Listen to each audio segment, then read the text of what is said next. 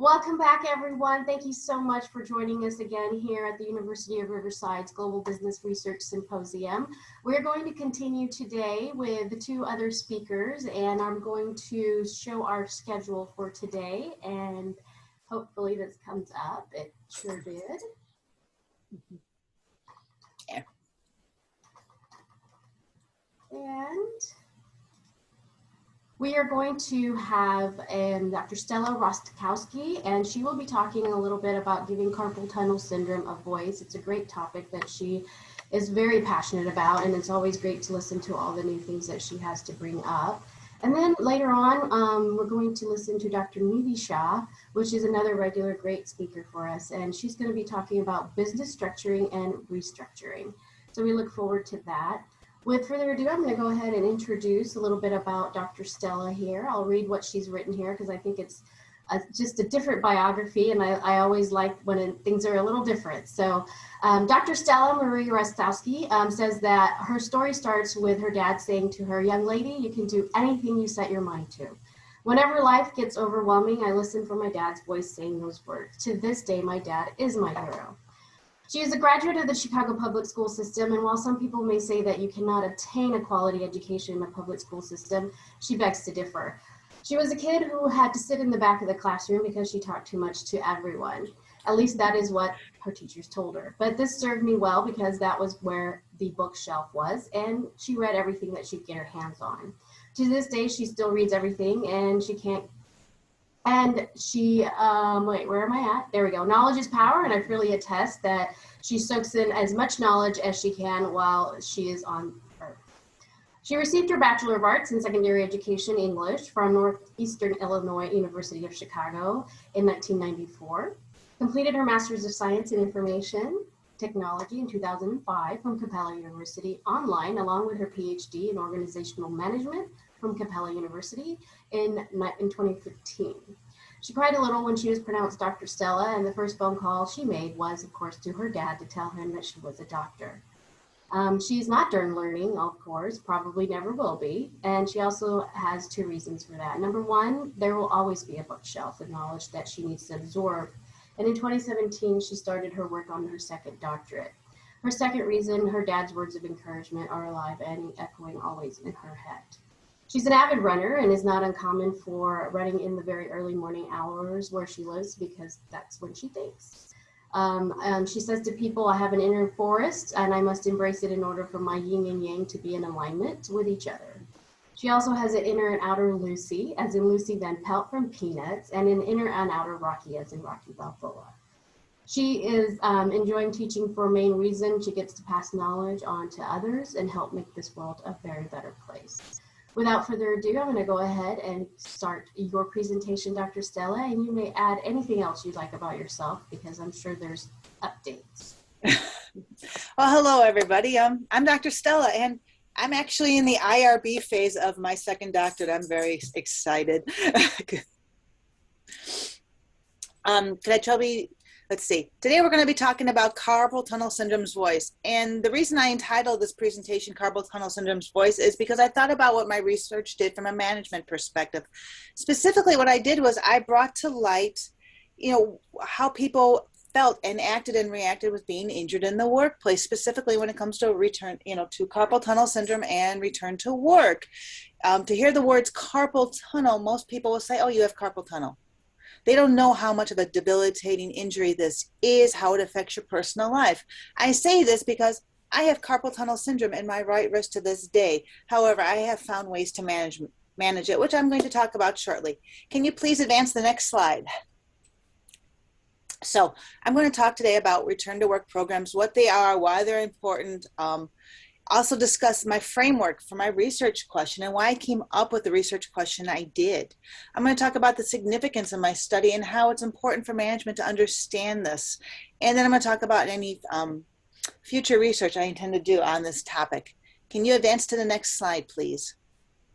So, in 2015, I conducted what is known as a constructive grounded theory study. Constructivism asserts that realities are social constructs of the mind, which means that everybody's reality is different from somebody else's reality. So for example, my reality is different than Jag's reality, different than Dr. Singh's reality, and different from everybody who is sitting here listening to my presentation today. And because of this, we have to keep in mind that everybody is different.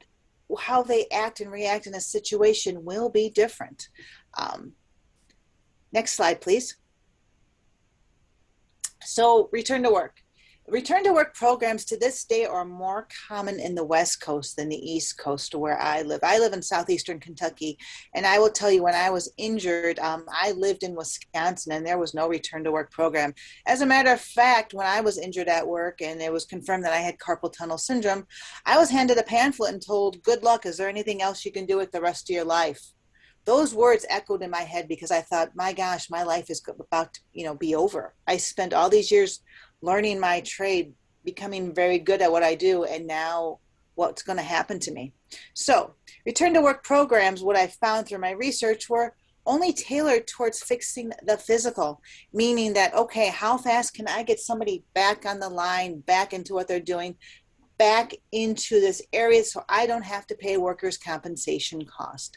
Things that return to work programs do not address are the psychological or the sociological aspects, and how both of these aspects will affect somebody physically. Next slide, please. So return to work programs help to provide social structure. And the reason for this is because work provides you social structure. If you think about it, you could be sitting at a bar, sitting on a train, a plane, waiting for a bus, wherever you are. When you meet somebody, one of the first questions you ask is, what do you do for a living?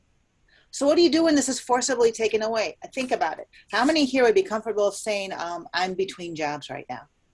Or I'm taking time off to find myself? No one. Because at our ages, it's expected that this is what we do for a living. We have some form of employment. When work is forcibly taken away, what I found in my research is that you experience a loss of identity. Because again, you identify with what you do. For example, I am a college professor. I identify with being a college professor. When I go out in public, I conduct myself as a college professor, should and would. When work is forcibly taken away, now you're struggling to go, well, what do I identify with? Again, how do you say, I'm unemployed? How do you identify with that? Are you the person who sleeps till 9, 10 o'clock in the morning? And you're like, okay, I'm going to identify with this, and I'll stay up to 11 or 12 o'clock at night cleaning my house because I've spent 8 hours online looking for a job. Is this what I'm going to identify with? That's something to think about. Next slide, please. So why is this important to managers? Well, think about it. Anybody here who's in a management position, who's ever worked with a manager or both, has, worked with people that are different. You cannot treat every employee in your management area or in your department as the same, because they're not the same. For example, some people may be married, some may be divorced, some may have kids, some may have not kids, some may have furry kids. Some may, be going to school and taking care of their parents and their furry kids, or also, their parents, their furry kids, their themselves working 2 or 3 jobs and just trying to make ends meet. As a manager, these are things that they never take into consideration. I once had a manager, when I came to her one day to tell her about a problem I was having at home, she said, well, this is a place of business. This told me one thing: everything at home stayed at home and everything at work stayed at work. But to that same token, when my clock clicked 4 o'clock, I walked out the door, because as far as I was concerned, well, 4:01 meant that it was now my personal time. Again, it's a place of business. Okay, I conducted business for 8 hours. I am now going home. So one way I did this when I was doing my study was I examined people's actions and reactions to be injured, and was talking to managers about being injured using what's known as the biopsychosocial model. The biopsychosocial model states that you have every injury or illness has 3 facets: biological, psychological, and sociological. And each one cannot make up for the other. So that means that if you're missing something psychologically, maybe because your manager, like the example I gave, you don't feel comfortable talking to somebody, okay, you can't make up for that sociologically or, biologically. what will happen is that your stomach or, your injury will start to act and react to what's missing in your life. So next slide, please. Okay. What did I do for the framework in my study? What I did was I used 3 different forms of coding because I conducted a grounded theory, and grounded theory requires you to use different forms of coding. So I used open coding, axial coding, and selective coding. The open coding, I used interview questions. They were all open-ended interview questions, so that way I could really learn about how people were acting and reacting to being injured in the workplace, what was causing them not to want to go back to work. I used axial coding to find categories and subcategories that were similar, so I could start to code and go, okay, well, this is more of a biological or a sociological, and why is this occurring? And then I use selective coding so that, their words and actions would actually talk about what it felt like. Some words and actions I got in my study were one person actually hid in the bathroom because they were in so much pain during the day, and their boss had found out that, they'd been using their vacation time because of their injury and calling in sick because of their injury, and was told, if you do this anymore, you'll get fired. That the person, to minimize their symptoms, would go to the bathroom and stretch their wrists because they were so afraid of what would happen. And they would say that they found inner peace sitting in the 4 stalls of a restroom. Imagine that. You go to work and you have to hide in the bathroom because you're afraid what's going to happen if someone sees you do this. Imagine the type of workplace you are in. Next slide, please. So what did I find? There's direct bi and trilateral causes. So for example, what affects me in my stomach eventually will affect me in my head. What affects me in my head will affect me in my stomach. And if I'm injured, it's going to affect my injury. For example, my carpal tunnel syndrome. This was confirmed by the psychosocial model, showing that, each one is interrelated. And again, if you are missing one of these, that the other one cannot make up for it, and people struggled with this because of it. Next slide, please. Okay, so if we can blow this up a little bit larger. I'm sorry, I don't think I'm going to be able to because okay, no problem. Sorry. It's okay. Well, if you notice, everybody, you'll see, for example, carpal tunnel syndromes, it has a physical, a psychological, a sociological, and a psychosomatic. Psychosomatic, if you're not familiar with this term, means it is a combination of your psychological and biological, and it is causing you to have symptoms that are appearing, what you physically feel, but they're actually caused from a psychological, either, fear or something that's happening to you sociologically in the workplace. So, for example, if I walked up to anybody tomorrow, in this audience, and let's say one of you was injured. Jag, I'm going to use you, if that's okay, as my example. And Sure. Let's say you have carpal tunnel syndrome. And I lean over your desk because I'm your coworker, and I say to you, hey, by the way, can you do me a favor and show me how to do your job? Because when you get fired in a couple of days, I need to know how to do it. How would you feel at that exact moment? I think at that exact moment, it would be something more related in processing at first. So it would probably be more of like your brain. And then after that, I think in the pit of my stomach, I'd start feeling like anxiety because now, I'm thinking about where I'm going next and why and what's going on. Yeah, it's like that, like you said, that shock value, right? That, oh, wait a minute, what are you talking about? I'm getting fired. So now you're trying to process that because keep in mind, I'm not your boss, but I'm your coworker telling you this. So now you're wondering, is there maybe any truth to this? Is there not truth? But again, where am I going to find another job? Or how about this one? What about your bills? Bills don't magically go away. It's not like you can call your mortgage company and say, oh, by the way, I have carpal tunnel syndrome and my boss let me go and they were really mean and nasty to me about it. So can I just miss a month of payments? What do you think they're going to say to you? Anybody? They definitely are going to be like, no, this is not something we can probably do. I know with the pandemic, it's been different, obviously, but without the pandemic, prior to it, there is no excuse for it. So exactly. Yeah. Or how about this? You take that home with you to your spouse or your kids.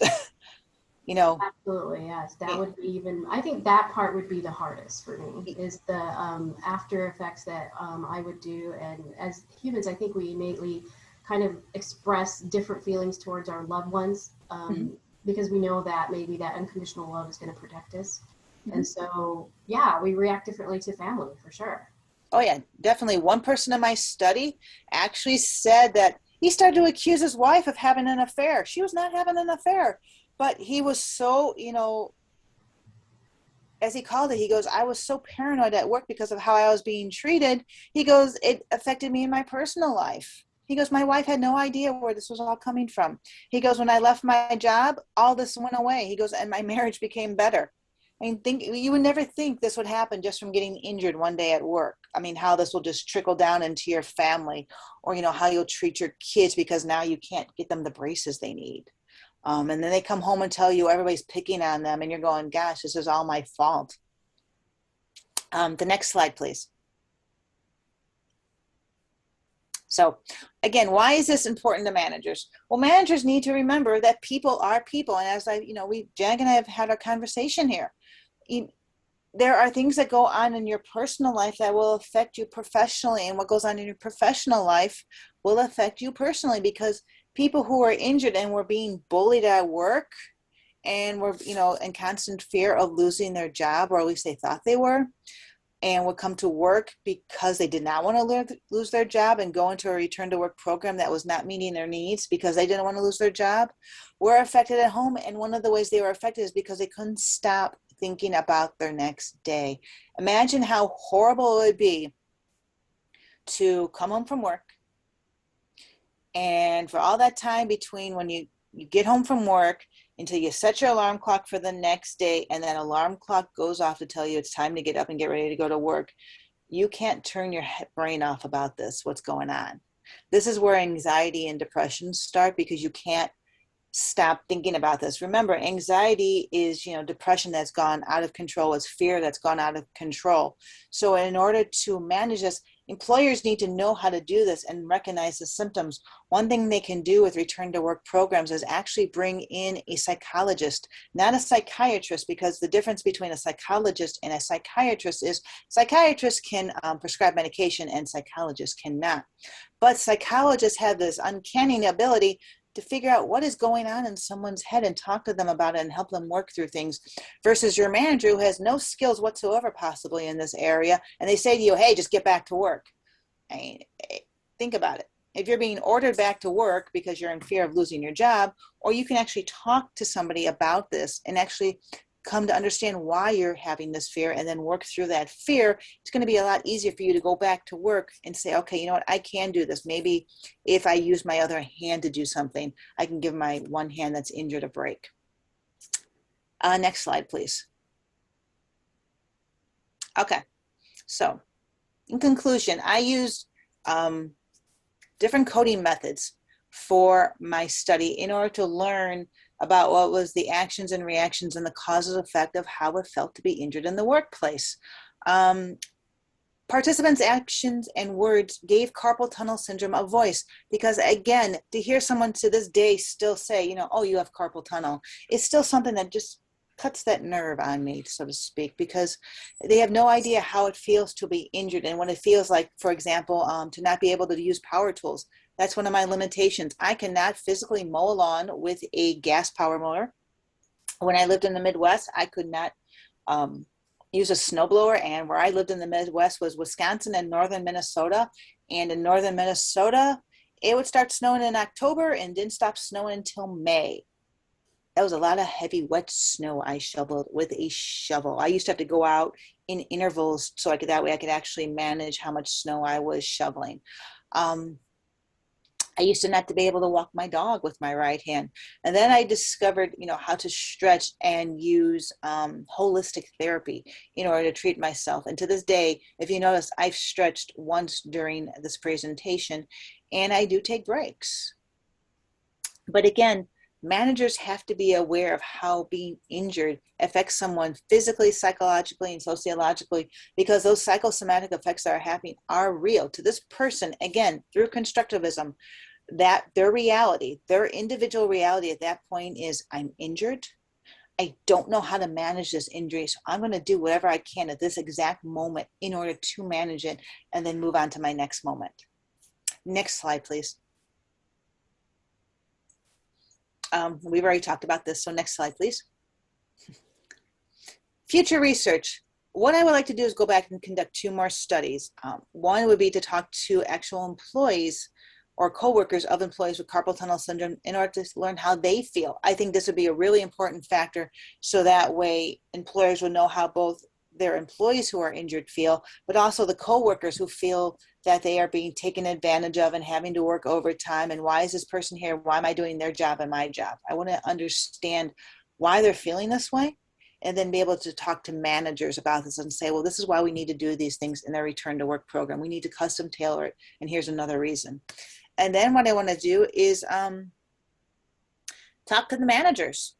You know, managers would, one thing they said to me in my original study was they were concerned with their workers' compensation costs going up. Well, there was no research I can find that workers' compensation costs would actually go up, but this was the reason that was always given for why an employee was terminated.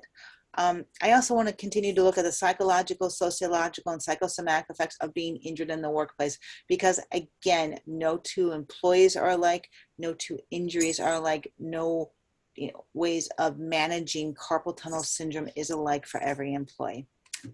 Next slide, please. Are there any questions?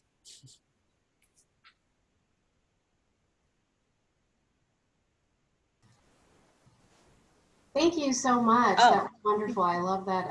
You went a little bit different than the last one, which is, a little more into what you're going to do next and things like that. Does anybody out there have any questions at this time? You can type them in the chat room, or you can unmute. If you're not comfortable talking, then you, of course, have the option of typing it. But this is a great topic just because it's a little bit outside the realm of usual topics that we have on here. But what's so great about it, it still relates back to business research and how it affects businesses. And it is actually a very big part of it, I think, currently. My opinion on that, and this is just my opinion, is right now, being that there is COVID and pandemic, it is a very big reason why individuals are not returning to work. So I don't know how that goes with, I know it's not carpal tunnel, but again, it's still something associated supposedly with health issues. And so, it opens up a whole different can of worms in the whole, like you said, the workers' compensation claims. So, I'm interested in seeing how that would affect, businesses and their insurance and things like that. That would be interesting. That would be interesting, definitely. Yes. And just to kind of piggyback that, when I used to work for a company, I don't know if I think I talked about this. We did have return to work program that I was kind of, helping with and in charge of. And what was so great that I learned from that was that workers' compensation claims don't necessarily go up. They kind of credit you when you actually have a return to work program that you have established, and that employees are actually part of it, and that the employer is engaged with it as well and trying to help these individuals stay on your company payroll and continue with tasks that are modified due to their injury. So it does help your workers' comp claim status. Okay, there you go. Another thing I found out was that, people always think, I'll hire a temporary employee. Well, there's a lot of cost associated with temporary employees. And I always say to them, I'm like, you do realize this person can leave at any given point in time. Just because, you say they can, doesn't mean they can't go, well, guess what? I found somebody who's going to pay me $1 or $2 more down the road, and see ya. Oh, for sure. And that's, that definitely is a big case right now. Even the amount of money being offered in a lot of these positions, a lot of individuals are still not willing to come back. And so it is very tricky. And this kind of injury is such a different, like you said, different for everybody. Yes. It's different for everybody.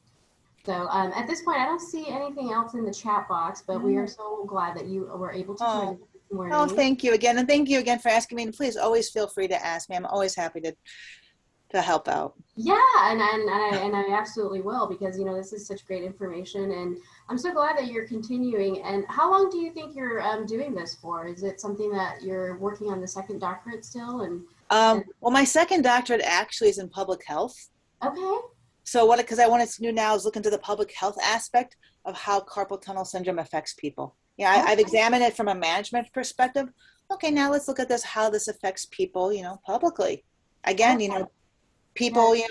we walk around, we right now we don't know who has COVID and who doesn't, because I Yeah. know in my state, the mask mandate's been lifted. Doesn't Yeah. mean that stigma's not still there. And when someone sneezes, you don't go, well, God. Yeah. you Yeah. know? Yeah. Yeah. And the same thing about being injured in the workplace. What happens? Is someone willing to, put a wrist brace back on, or Yeah. how do Yeah. managers and act and react in the same with employees? And I'm going, I need to find out more. So here I Yes. am Oh, I again. love that. I like that angle for sure. That type of perspective kind of gives a voice to others besides who would be in the workplace, which is great. Yes. That's I think wonderful. it's important for people to remember that, for every injury or illness, there is a voice behind it. You're not silent. It does hurt. Dr. Singh was my mentor Yes. for my first study, and he would see me sitting at residencies, and there I sat with my brace on, and there Yes. no one gave me, said anything to me. But at work, I was very self-conscious about who saw me, because I was like, okay, I've been fired for this once. I don't want to get fired again. Again, yeah. And No, it's understandable. it's a big fear. As a matter of fact, I was telling my significant other the other day about what occurred, and I said, I went to open my dishwasher one day. I go, and I fell to my knees screaming in pain because it just hurt so bad. Yeah. And the words I thought in my head were, I don't want to get fired again. Yeah, that's coming right into your brain right away. Exactly. It's a trigger. It is. Even if you didn't have a job, I think it's still a trigger, honestly. Oh Like yeah, even if it was, it's you just it's first thing that comes up, definitely. exactly. It's like, okay, now what? And especially, okay, now look at COVID, even though all these elaborate salaries are being tossed around. Offered, yes. Yes. um, okay, are you actually going to be able to get one of these elaborate Yeah, salaries? yeah. Is this something that you could physically do, for example? It's like, Mhm. okay. So, True. Very true. Very food true. for thought. Food for thought for sure. This Yes. definitely is food for thought. I absolutely, that was amazing. Thank you so much for sharing with us this morning, and we're so glad you were here. Thank you. Oh, thank you again. And please say hi to Dr. Singh for me. Oh, I absolutely will. I will do that for sure. For sure. Okay. For sure. Thank you, and have a great rest of your morning. And you may stay and join us for the next one if you want. And if not, Okay, thank you very much. hopefully soon. Bye. Take care. Bye-bye. All right, ladies and gentlemen, thank you so much for joining us, of course, this morning. And we are a little bit ahead of schedule, and we don't have the next scheduled speaker until about 10:15. So we have at least about 20 minutes. And so I'm going to go ahead and log off with the voice and the video. And hopefully we can actually have that person back in here about 10:10, and we'll get resumed with that. Thank you, and we'll see you shortly.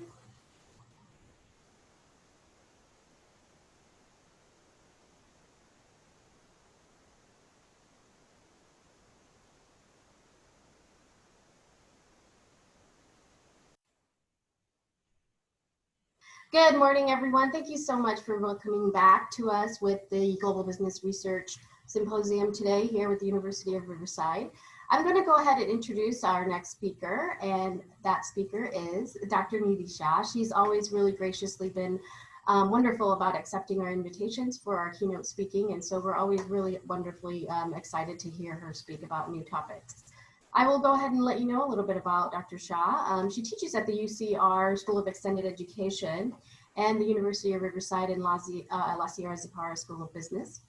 Within the last 6 years, she's taught 26 business management courses and 3 educational institutes in the USA. She recently developed courses for new custom programs in risk management, business strategy, structuring and restructuring, ethics, legal issues, corporate social responsibility, fundamentals of marketing and branding, and social media strategy for online micro MBA program. In the last 1 year, she has earned 6 certifications from Coursera and Ripen Project certification for doing GenWell project in February 2021. The Zipara School of Business external program on LinkedIn published Employee Engagement in COVID, Best Practices February 2021, and Positive Impact of COVID-19 Pandemic on Strategic Human Resource Management in December 2020 on LinkedIn. She has recently presented papers in global conferences and symposiums at the University of Riverside in performance management and executive resilience in global education. She does aim to create new horizons of growth in the professional workplace by using core values, conscious creativity, commitment, compassion, and connection with diverse stakeholders. So without further ado, I'm going to go ahead and introduce her with her slide presentation here and see what we can talk about next. And Dr. Shaw, you're ready to go ahead and take the floor. Yeah, you can start the slides. Yeah, thank you.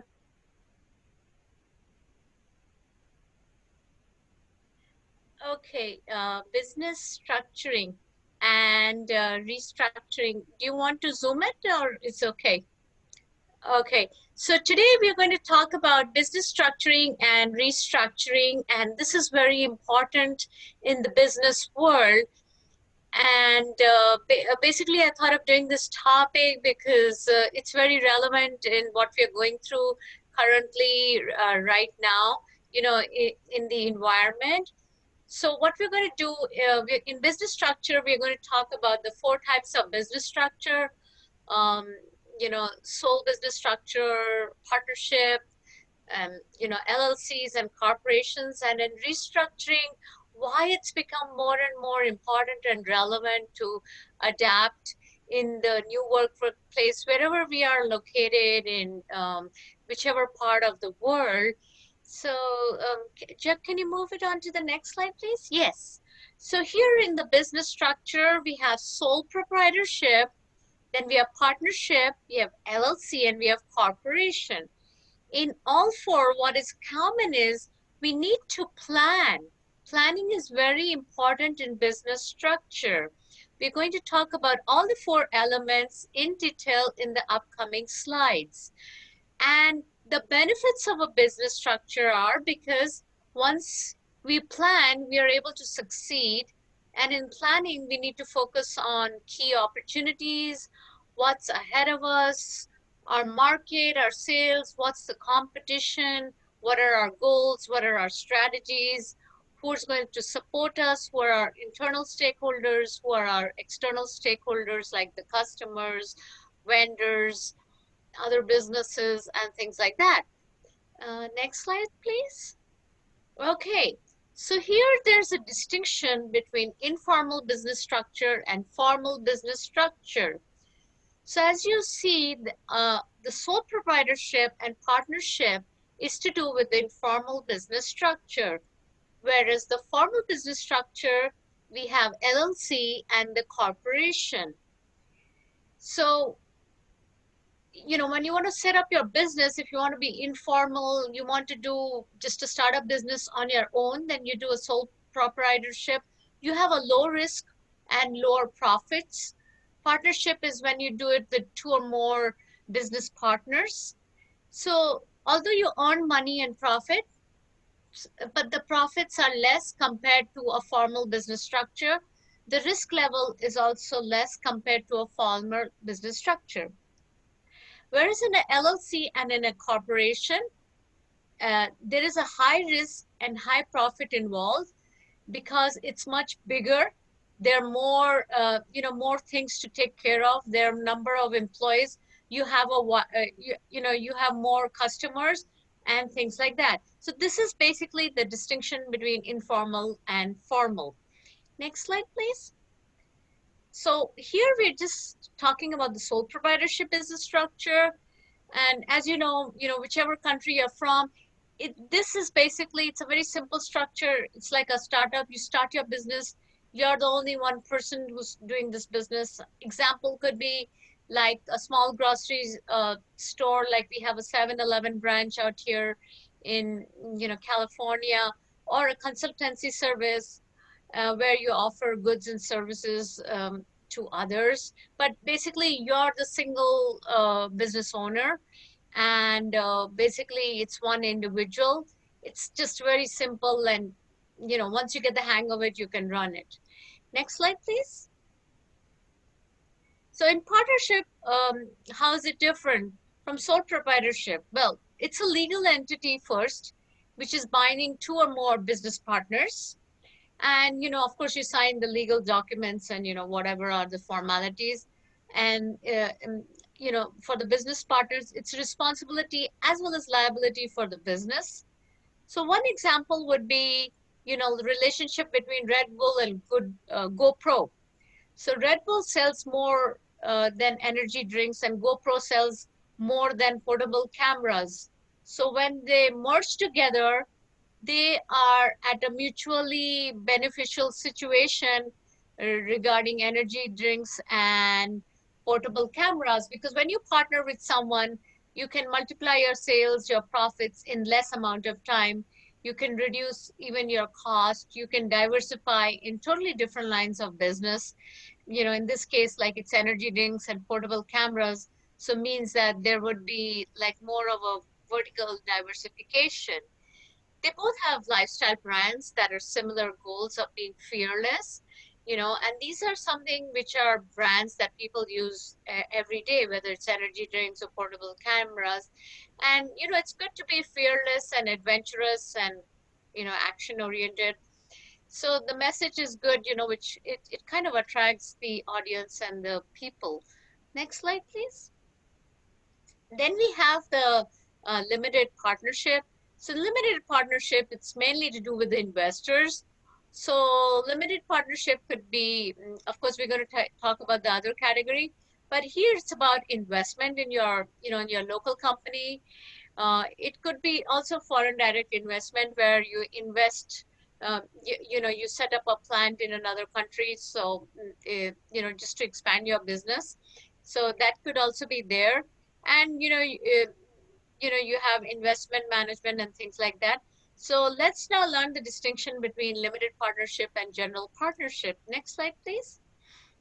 So in general partnership versus limited partners, the one additional feature is that you have a management in general partnership, whereas in limited partnership, in limited partners, you don't have any management.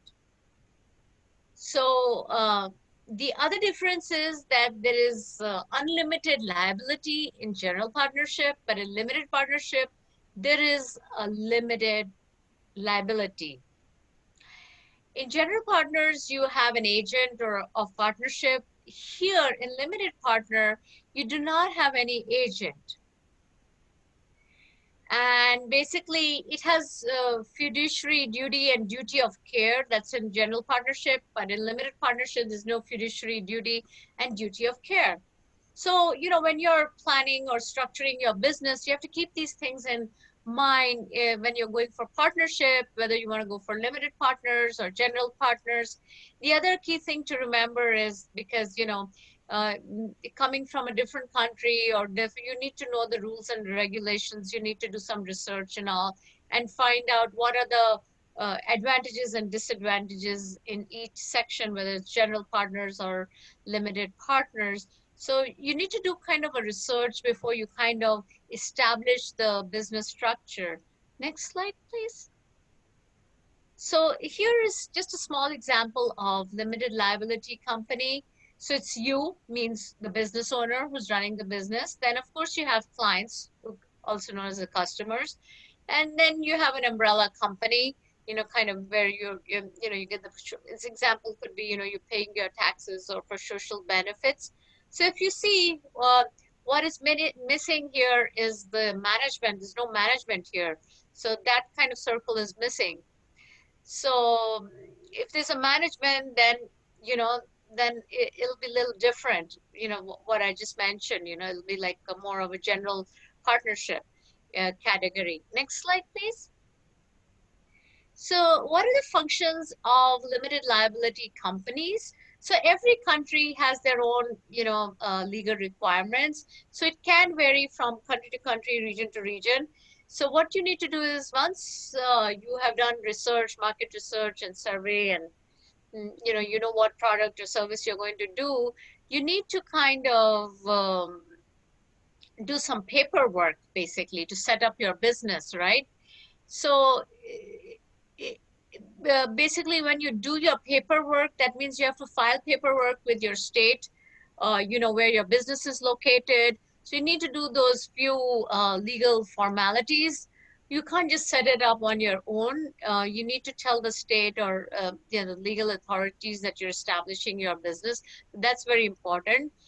The other kind of, so to say, benefit of having a limited liability is in the first thing, you know, suppose if your company, like liability for company debts, the owner is not responsible for business debts. in case of limited liability company. If you're a corporation, then the owner is responsible for business debts. Then you have to pay for that. But in limited liability, you do not have to pay for that.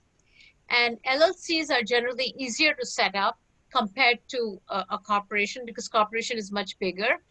They tend to have fewer ongoing reporting requirements. This is less, basically less work, less paperwork required basically to set it up.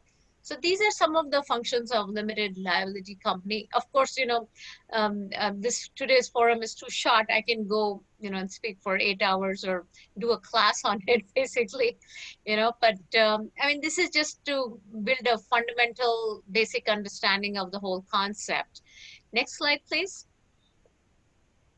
So a corporation, now this is the key, because our corporations are three types: small corporation, medium size, and large scale. So it just depends, which category, how you want to set it up, how many employees you want to have.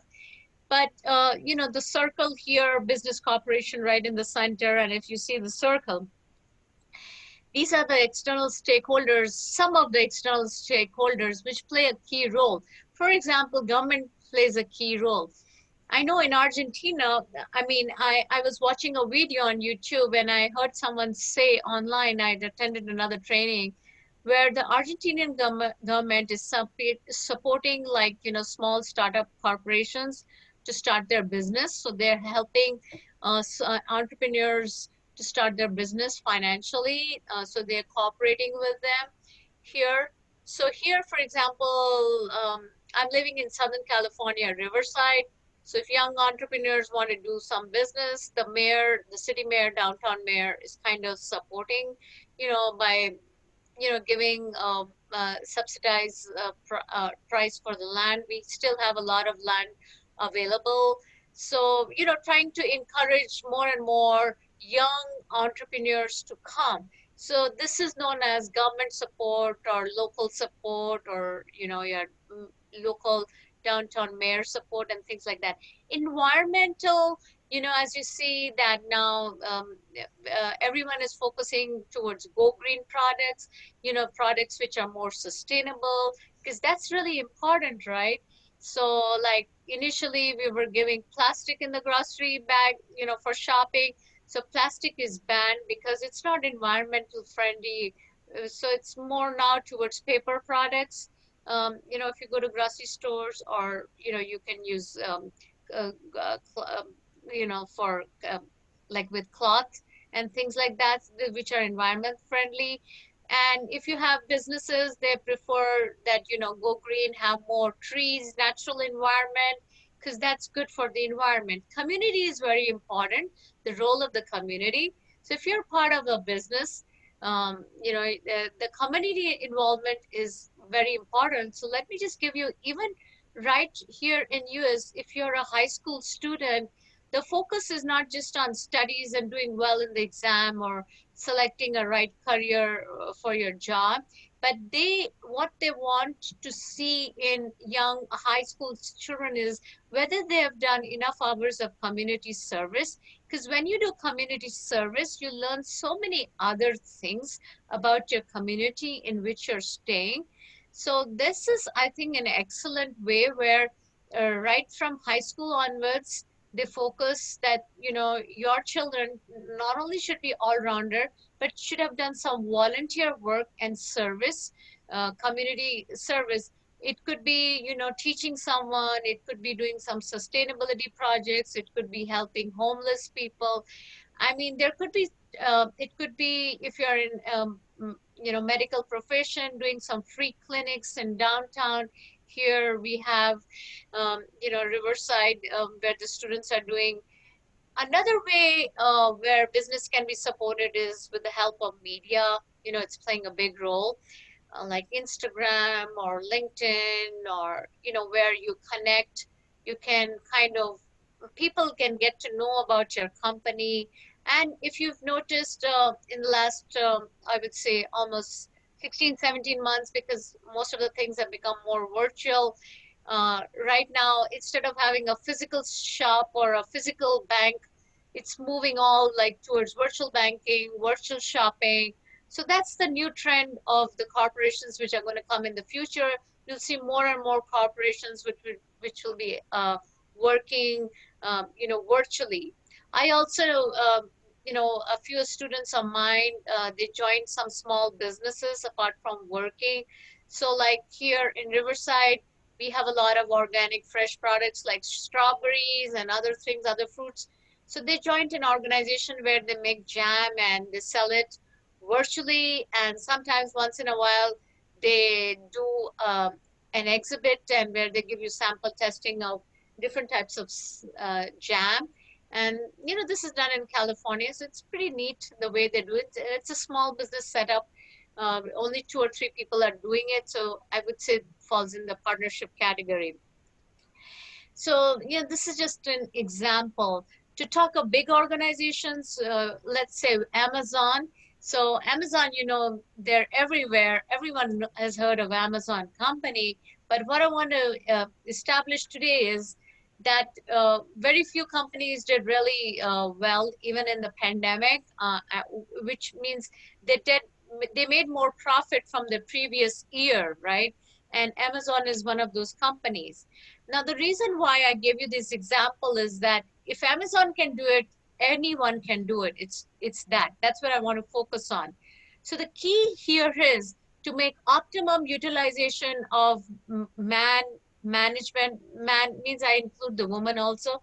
Management, material, method, money, market, to make optimum utilization of them.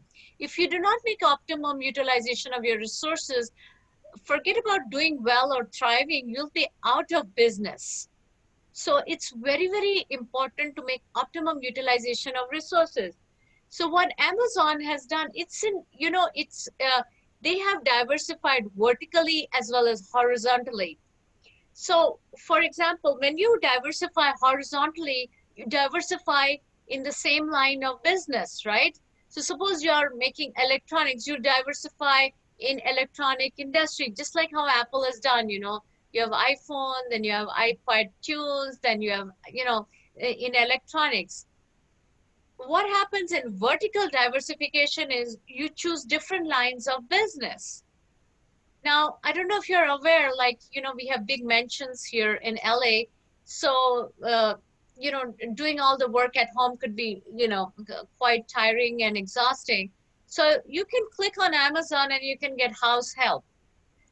For example, it's winter month, let's say, in Alaska, and, your wipers are not working, they're not functioning properly. Online, you can order it. So they have diversified, that's known as vertical diversification. They've diversified in so many different products and services that they're always going to stay ahead of competition because they're into so many different things. So you could do horizontal or you could do vertical. So of course the risk is much more in vertical because you're doing a totally different line of business. Horizontal, the risk is a little less because if you're doing it in electronics, you know how electronics is. Or if you're doing it in food and beverages in horizontal, you know what the market is like. There's more competition in vertical diversification versus horizontal diversification. So this is very, very important to understand how you can increase shareholder value, what Amazon has done, why their shareholder has a greater price index. It's because of this, um, it's exactly, they have diversified and they're ready to take the risk. They know what the market is like. They've done enough market research. Next slide, please. So the advantages are you can get money from venture capital, you can be listed on the stock exchange, you could be efficient, you can check your balance sheet every year and see how you can, increase your assets and minimize your liabilities.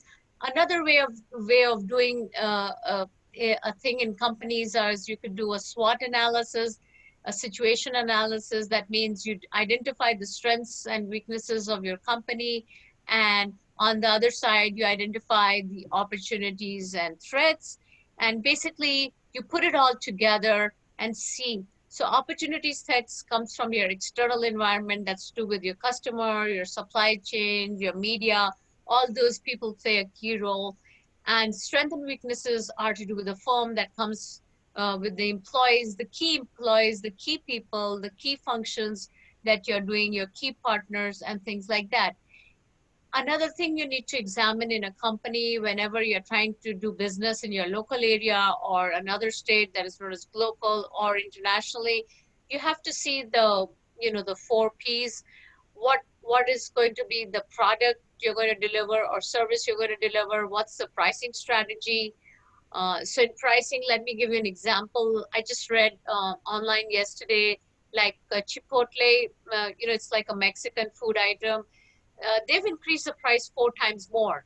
I mean, prices here in US has gone up. There's inflation for everything, right from milk to gasoline to everything, basically. But their Chipotle food items are 4 times more the price. 4 times is quite a high rise in the price, and they're not doing well. They're not getting good response as of now, today, currently. Maybe they'll do well in the future, I don't know. But as of today, they're not doing well. They're not getting good customer response because people think, although the price is hiked, everyone knows that. Why should they pay 4 times more when they can get that same Chipotle kind of Mexican food in another Mexican restaurant or make it at home? So this is just one example. Pricing plays a very key role. Placement is, where you want to do your business in your local area, rural area, urban area, or in California state, or you want to do it in different parts of the world, in Southeast Asia, Europe, anywhere, okay? And the next one is the promotion. How are you going to promote your product and service? So a lot of people are doing it virtually. They're even started doing social media campaigns, virtual social media campaigns, because right now people don't want to travel. It's still not safe with COVID-19 pandemic. So these are just some of the strategies that you can implement and evaluate. So if you feel that something is lacking or you're missing, you don't need to worry. All you need to go is you need to look into the organization, your strengths and weaknesses, and adapt and become more relevant to the environmental needs. Next slide. So here in the company, these are just some of the examples and, just telling. So limited liability, what happens is you have easy access to capital and it's easier to diversify versus a corporation. Well, what happens in a corporation is it has a high startup cost. That's why they say initially your company cannot make any profit because you are just investing. Money is going from your pocket or from the bank or venture capital and things like that. And there's a lot of taxation and regulation and things like that. So the cost is high initially. So what happens is any company or corporation goes through 4 life cycles. That is, birth, growth, maturity, and decline. So when the business is at the birth stage, so what's going to happen? You're going to invest. So there's only input. You're not making profit. It's more a cost. You're investing. So money is going, either your money or money borrowed from other agencies. Only when you're at the growth stage, when your business is growing, people are liking your products. At the growth stage and maturity stage, you do well. But there is a little risk at the maturity stage because initially you would do well, and then what happens is many companies at maturity stage start declining. The reason is because competition sets in. So companies always, when they're doing, even if it's a Fortune 500 company, even if they're doing excellent today, doesn't guarantee they'll succeed a year from now. So it's bound to happen. It's natural. It's like, if I open a restaurant in a, let's say, in a great, in Switzerland, so what's going to happen? 4 more people online are going to copy me and open a restaurant. So what can I do differently in order to build a competitive advantage, versus other people? So what I'm saying is it's very easy for others to copy, So if you want to be ahead of the game, you have to think of some different, innovative, creative strategies, how you can give more value addition to your customers. Next slide, please. So business restructuring. So far we covered earlier, right now we covered was about business structure. So we talked about the 4 key elements, and now I'm talking about business restructuring. So whenever you do business restructuring, it involves financial, legal things. So you have to legally get involved. It requires finances, right? And why one wants to do restructuring is because you want to make more profit, more revenue, you want to do well, you want to be ahead of the competition. So nowadays what people are doing to get faster results, they're merging with one another, they're becoming partners in business, they're doing restructuring and things like that. They're transferring ownership, preparation for a sale buyout and things like that. So restructuring means redesigning your business, right? So one key thing which has happened in the last 16 or 17 months with the COVID pandemic, there has been like a layoff. In every industry, employees have been asked to leave. Like I know in educational industries where I'm teaching at, at UCR and at La Sierra, 2/3 of the administrative staff have been asked to leave the organization because the services are not required.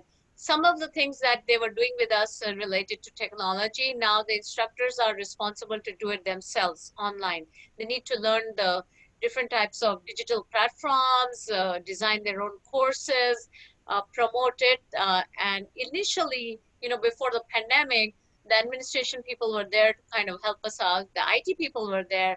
Now even the IT people, they are there. I'm not saying they don't help, but they want us to learn it, to do it right from beginning to end ourselves. That they don't want us to be dependent on them. So this is just one example of business restructuring. Another thing which has happened here in US is that if you go to any grocery store, we have like here in Southern California, Ralph or Stater Brothers or Trader Joe's and things like that. If you notice in the last couple of months, the inventory has gone down of all food items. Means the stocking up of the food items is not there. So what they do is when you pay online or when you go face to face and buy the product and services, they're not stocking up. Same thing in the garment industry, like if I want to buy clothes and all, they're not stocking it up. They have limited supply. They're keeping less inventory. Less inventory means less investment, and less investments means less cost and less wastage. So that's been another common feature which has happened in the last couple of months. And another thing, if you notice, these big IT companies, now they're, it's already there, a lot of people have left San Francisco because of high cost of living. So they can work from anywhere. They can work from Ohio or, Mexico or Canada, like for any IT company. And even once the pandemic is completely over after a year or two, they're going to give that option. So the thing is, this has become a regular common feature, which used to be like, oh my God, he or she's working virtually, never really heard of. Very few people were doing it in the past. It'll become a common norm working like that, so your home will continue being your office even after the pandemic is over, even if visualizing that everything is back to normal and in full functioning, right? So so what these big companies have done is, they have sold their property, like Google Corporation, a lot of big organizations, they have a big setup in Irvine. They were giving free food to all the employees. They have minimized that because now they want everyone to work from home. So they're reducing their expenditure and wastage. Next slide, please. So what are some of the benefits of business restructuring and why we want to do it? One is because we want to reduce our cost, as I've been focusing on, very important. We want to emphasize on value addition in our products and services. We want to incorporate new technologies. So giving you a very good example of new technology, now, robots has really come into business. So in Los Angeles near the airport, LAX, there's a pizza shop. It's a small business owner. He's a sole proprietorship and he sells pizza. So he used to hire one or two people just to help him out and all in the business and all, but he was a sole business owner. So guess what? Because of the pandemic, they kept on falling sick and he got tired of that.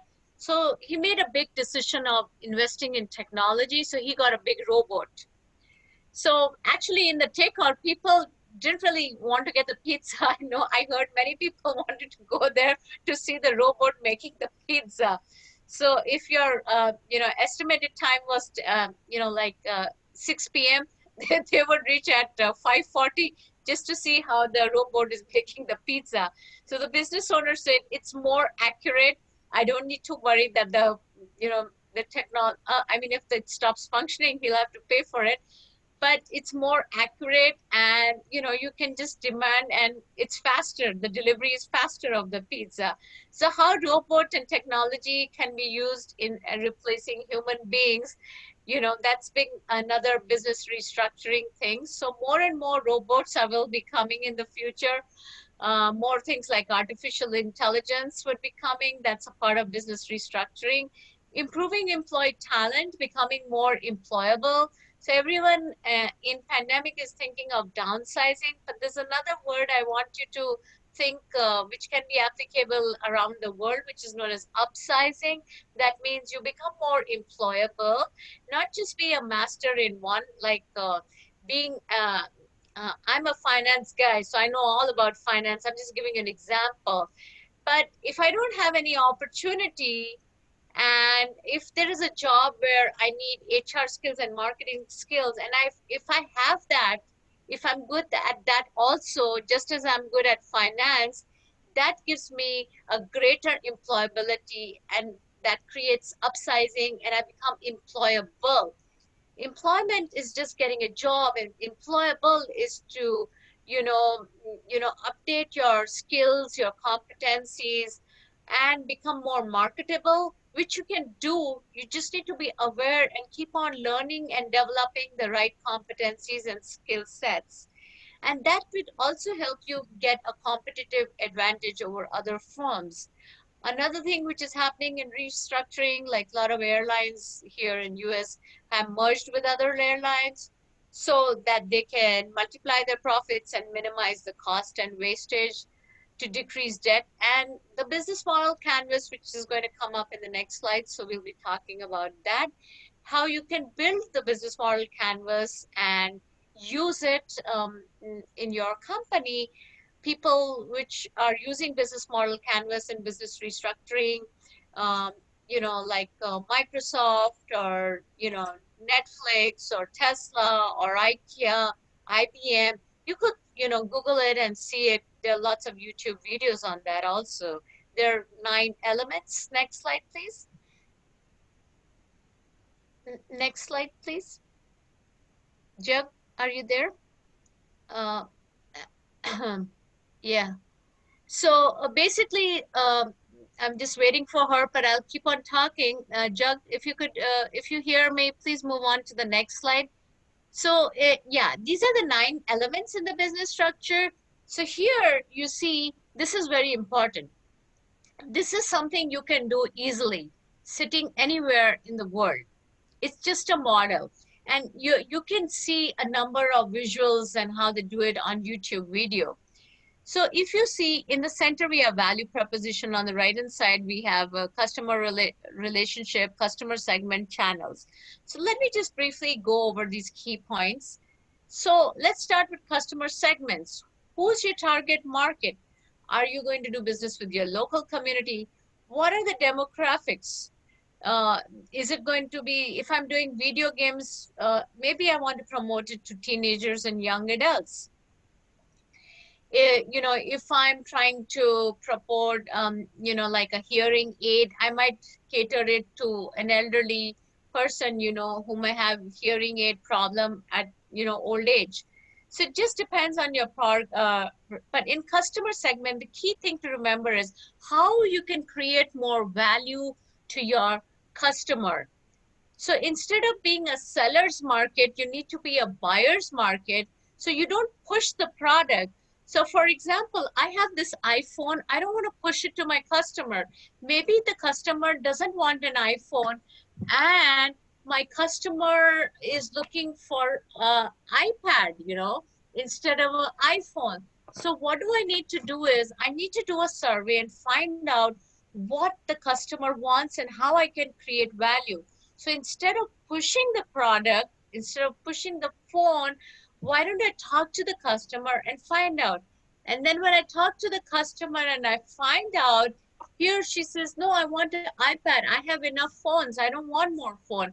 I'm looking for an iPad. I can do some work, and the screen is bigger and it's more useful.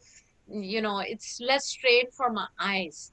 So this is just an example how you can create value as being a buyer's driven market by only supplying what your customer needs, right? And creating more value. In customer relationship, how can you build long-term relationship? So for example, Starbucks coffee, if you're a regular customer, they give some incentives and coupons. I know if you work in LinkedIn in the social media, this guy, vice president, you can even give intangible benefits. What they do to their customer segments is the vice president, whoever are their customers, they wish them happy birthday and they send a personal message on the email to their key customers and build relationship.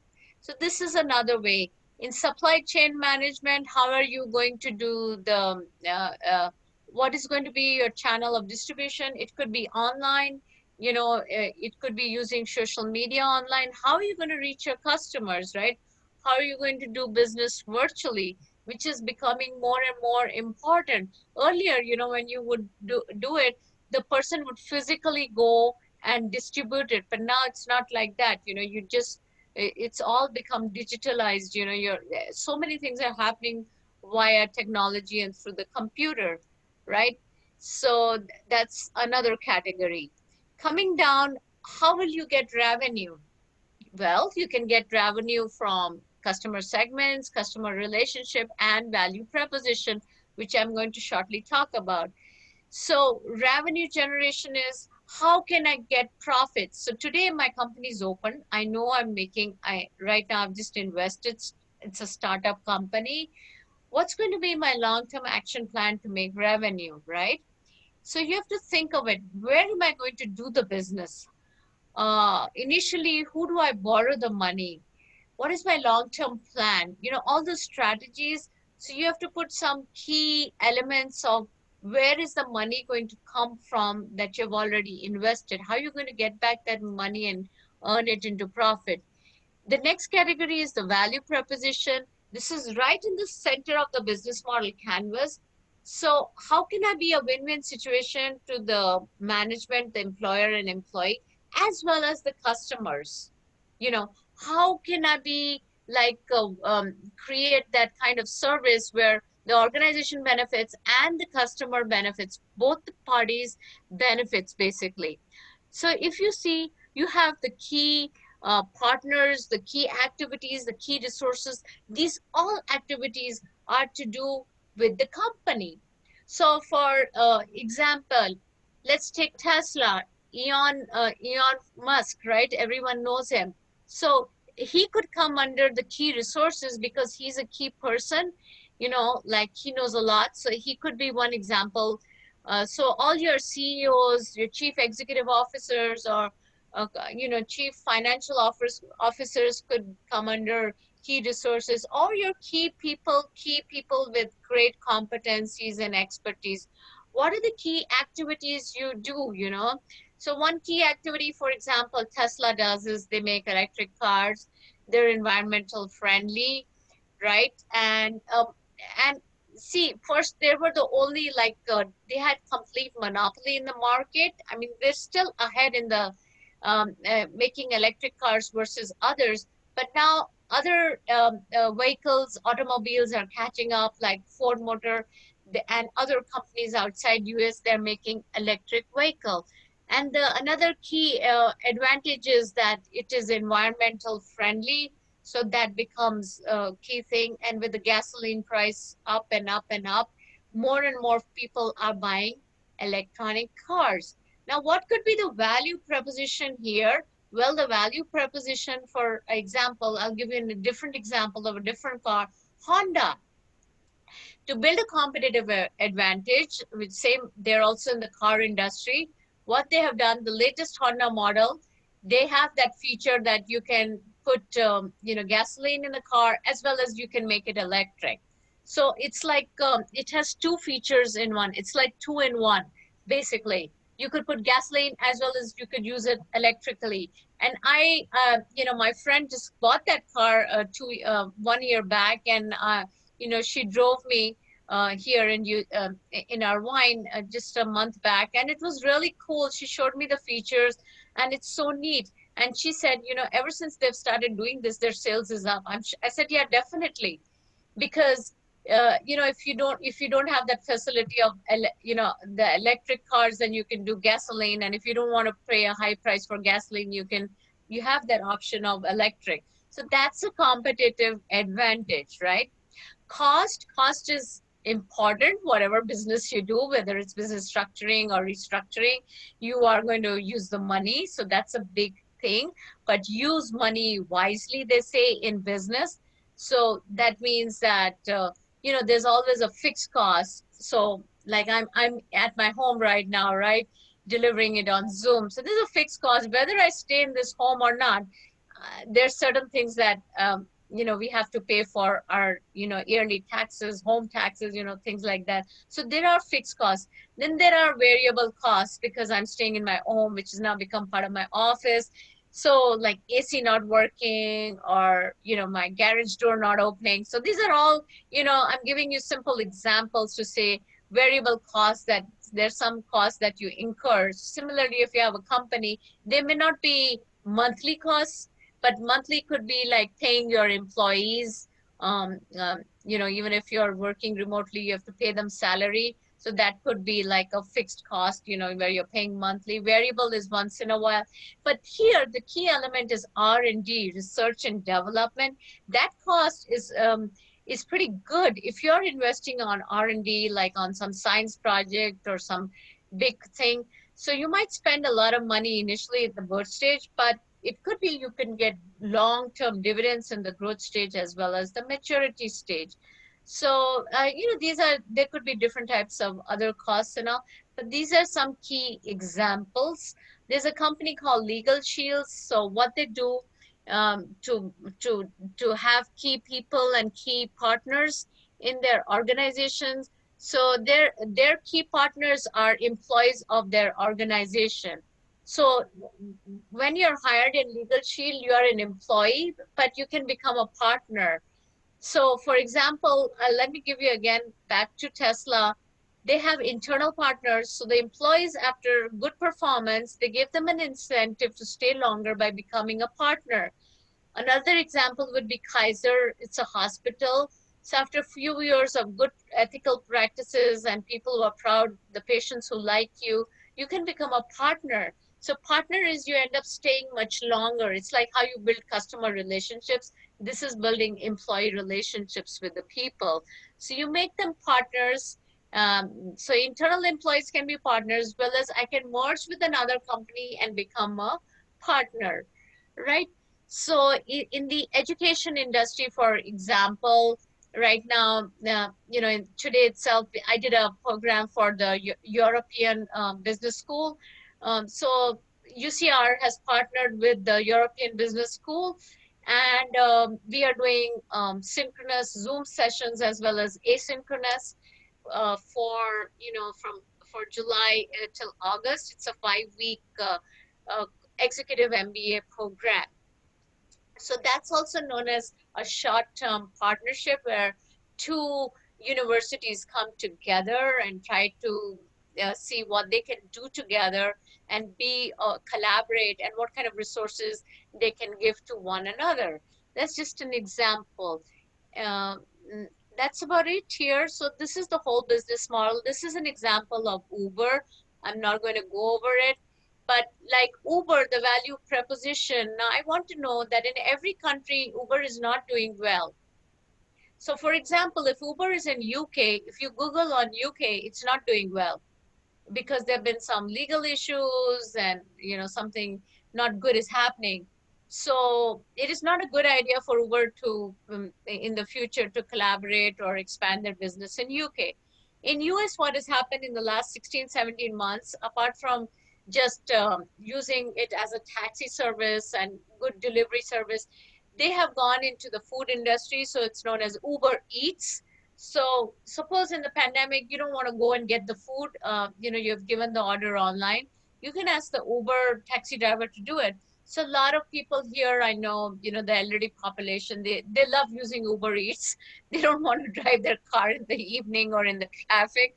So they ask Uber Eats not to drop them to the airport, but to get the food, from, branded restaurant or things like that. That's known as Uber Eats. So that's a value proposition they have done. And with Uber Eats on the rise, because Uber was started making loss last year because less people were traveling in Uber because of the pandemic. So they went into Uber Eats. They diversified their business, right?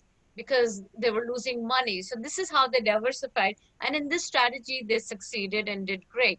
Next slide, please.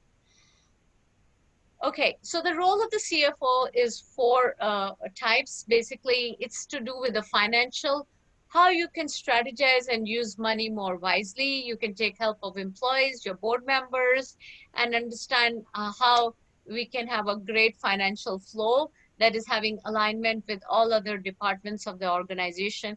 And the key thing is the CFO needs to learn how to manage in crisis and being resilient. If you read Wall Street Journal, sometimes CFO just quits because they're not able to handle crisis and they're not able to, bounce back and be in normal functioning. So being resilient, facing crisis, adapting to the new environment, telling your customers, today we are not doing well, but reassuring them that you're going to do a great job makes a big difference. Next slide, please. So this is a 3M Corporation business restructuring. This is just an example. Although they were in Scotch tape, Post-it notes, this is a stationary business basically. But then what happened, there's a conflict with China and their sales went down. So what they did a vertical diversification from stationery. They diversified into industry and graphics. And with that, they increased their productivity and reduced the cost. So, and another thing they did was they even cut jobs 2,900. This is of 2020. I don't know how much it is in 21 because we're still in 21. But, maybe they have cut more jobs down, and this is from the source CNBC. So the company is expecting 250 million to 300 million as a result of restructuring, as per the source. So this is just one example I'm sharing. So for your own company, even if you feel that you're stagnating, not doing well, you need to have some kind of business strategies. Okay, what next? What next? What next? What am I going to do, right?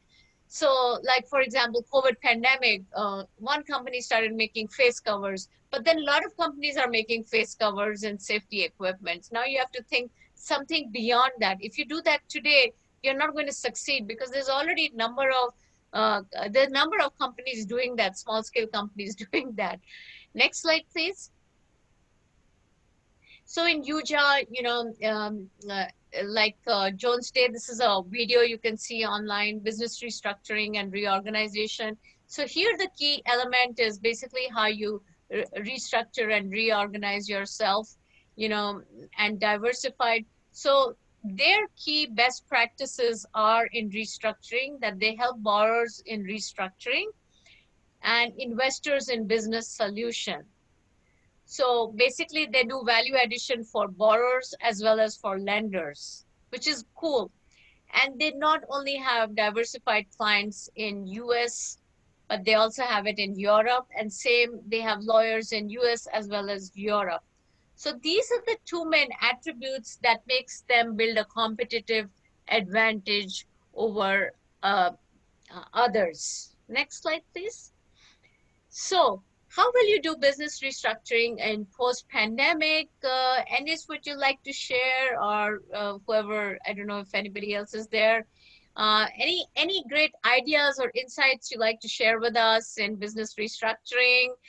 You're more than welcome to share, or if you have any other questions, I would appreciate that. And yes, please share.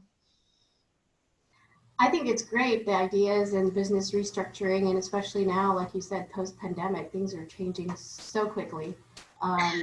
You know, and the ways a lot of corporations, is, you know, quite a few, you know, try to adapt to the changes during it. And you're a good example of Uber and changing to Uber Eats. Right. You know, brainstorming of ideas, it takes a lot sometimes to think about those different ideas, and it really is thinking outside the box, really. Yeah, and how I got this idea of business model canvas, I just want to share if I have a minute or more. Yeah, sure. Many years back, I like to go to Barnes and Nobles. Even physically, I like to visit, you know, because you get tired of using technology. So I think in 2016 and 17, like, you know, how I would go every year and browse magazines and all. So I just read on Harvard Business Review, you know, this article on business model canvas. And that idea kind of, you know, made such a big impact on me. I got the statistics, the key figures, then I made a PowerPoint presentation. I discussed it with my director at UCR. And she said, I said, why don't we do one mini program, a short program, you know, let me try it out. She said, sure. And, you know, I was already teaching. And it hit, you know, the program went really well. And then, you know, now I'm doing it in many of my business courses as one of the key elements. And I'm also doing this, I'm doing a course, in fact, in La Sierra Business School, Sapara School, on, you know, business model canvas. So we use a book and I make them design a business model canvas using different models and going more in depth in all these 9 elements. But it's a sure shot of success and doing well from your competitors. Oh, that's always the key, is doing well from the competitors. And now it's so, I think what COVID also, I know I have a lot of friends who started their own small businesses during the COVID pandemic because they were either laid off or they had to stay home with their children. So I have a few friends who started like candle companies, crafty businesses, and they're just, you know, and then local businesses have had the opportunity. I know in Riverside, they started holding more of outdoor markets, and they're bringing them back. And so these now local small businesses are getting support through their local cities because they're providing the atmosphere and environment to sell their and promote their product, which wasn't pre-pandemic. So I think the pandemic, that also was somewhat of a restructuring for a lot of small businesses. Instead of brick and mortar, they're thinking more of them taking it to the people. I know a friend who was in yoga. She was learning yoga. She did certification courses for a year or two.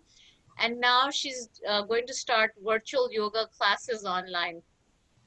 Oh, that's wonderful. And right now with the mental health cases on a rise, a lot of states have started to look into more money towards that for their cities.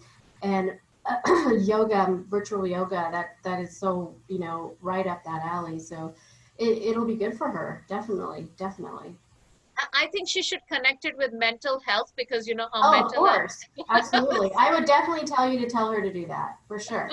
Okay. Absolutely. And especially now with the pandemic and everything imposed. But thank you so much. Are there any other questions, or you may type them in the chat box at this time? And once again, we appreciate your attention. And Dr. Shah, thank you so much for your in-depth knowledge on this business structuring and restructuring. Thank you. And with that said, we do have a few things coming up. We always provide, and we have started doing what we call our free live webinars.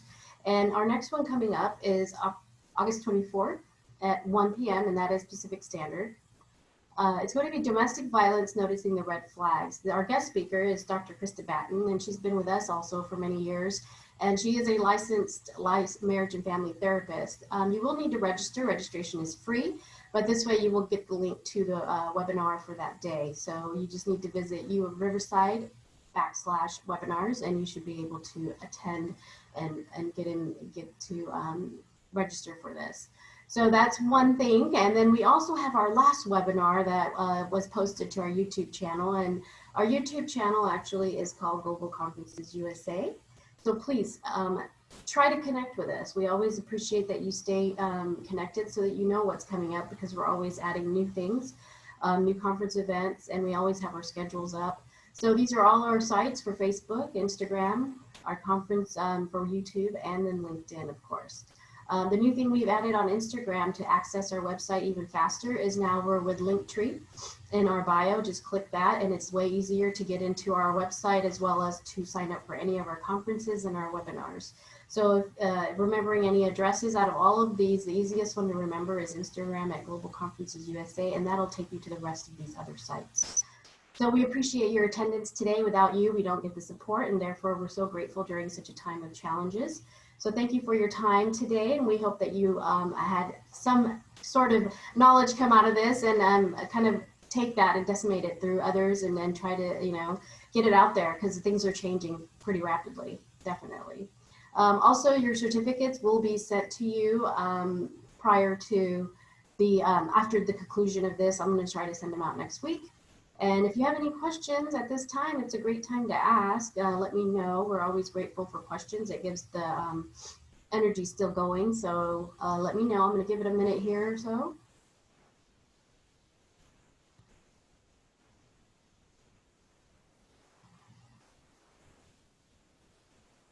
Okay, thank you once again for attending, and we hope that you have a great rest of your day as well as a great weekend.